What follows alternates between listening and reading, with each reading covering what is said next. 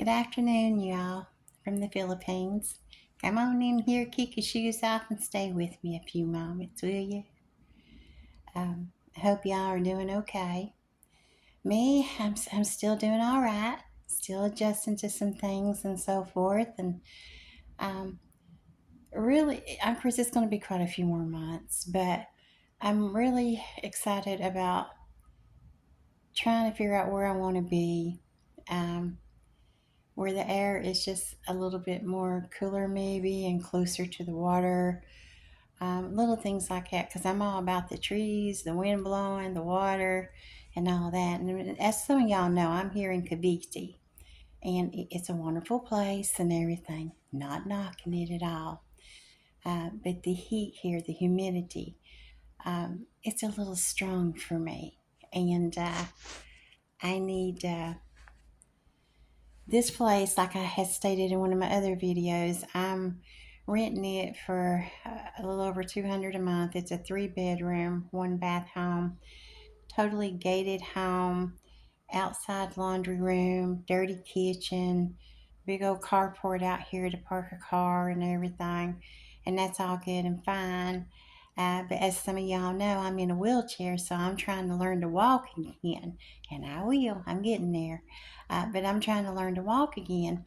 So right now, I'm having to sleep downstairs with the kitchen and the living room and the bedroom. It's like all in one. And I'm just, when you have company over and stuff, it's not a real comfortable situation. So I'm hoping to find a 1-story home and so forth, little things like that. And they'll take time. Right now, this place is to help me get more financially stable and so forth. And that's a little bit about what I want to talk to you about today, if I may.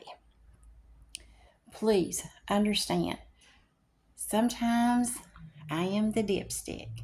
Take everything I say with a grain of salt, because I'm telling you based on my experience of how things have happened and what I've dealt with and what I see for me, because I'm living on less than $1,000 a month. So what I do and say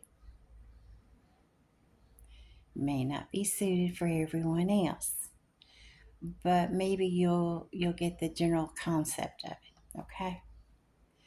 All right. So I turned around, and I'm getting people asking me in some of my messages and stuff saying, "Well, Stephanie, you're in a wheelchair.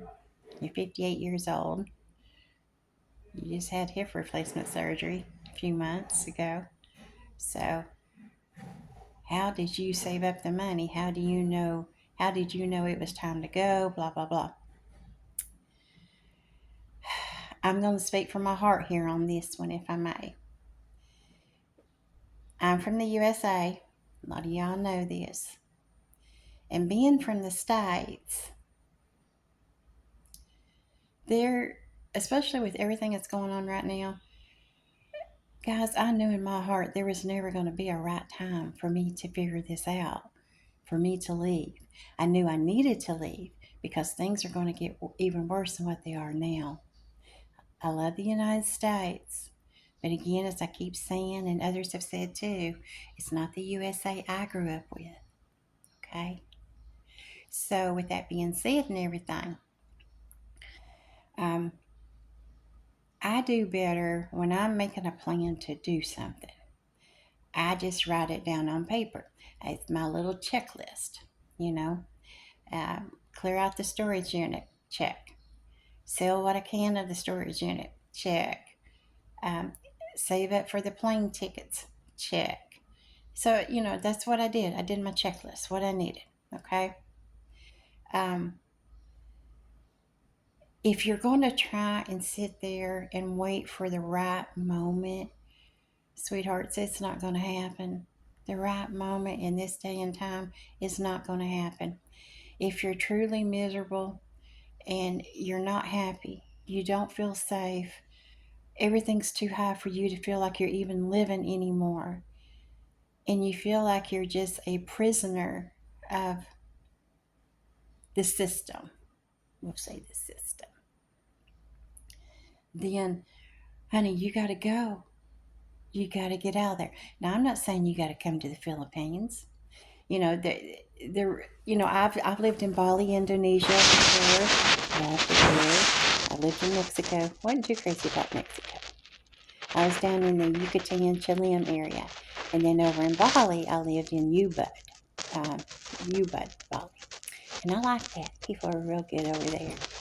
But my primary reason for being in choosing the Philippines is one, when I was working, I used to have a lot of staff over here that worked for me, I was over them, but it was the company we were with back in the States.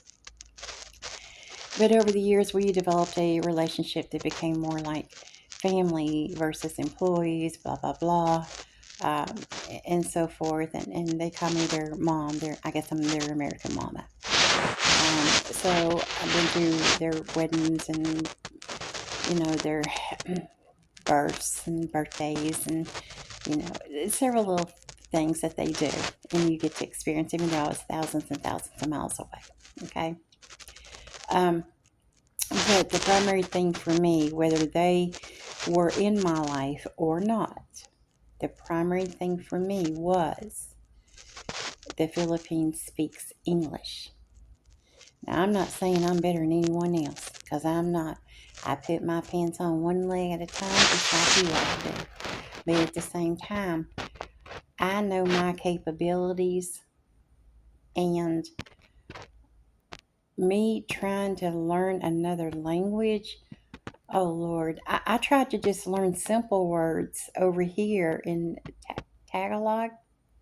I can't even say that right, their language. And just the simple words, I'll remember them for a day or two, but because I'm not getting to use that word every day, I forget it and it's gone. So I thank God every day that they do speak English here. Um, Very good English, actually. I'm an old Southern girl from Tennessee, and honey, if I can understand, you can understand. Okay.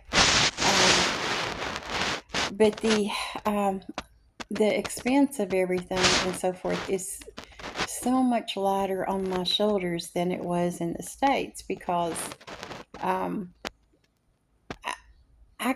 based on what I draw, there's no way I could do an apartment plus all the utilities, the cell phone, transportation, the doctor appointments, and everything else. And God Almighty, the groceries. Just the groceries. And to beat all, what makes me so mad about the groceries right now over there is the groceries is not even real food. But then again, they're jacking up the price like crazy. It's not even so. Yeah, it's kind of like that. So that's a little frustrating. And I just knew I was never, never, never going to be able to make it. And I've lived on my own all my life, basically since I was 17 years old. And my husband died in '02. So he didn't have nothing to get rich off of or nothing like that. So, um, I've struggled, but I've been very blessed too at the same time.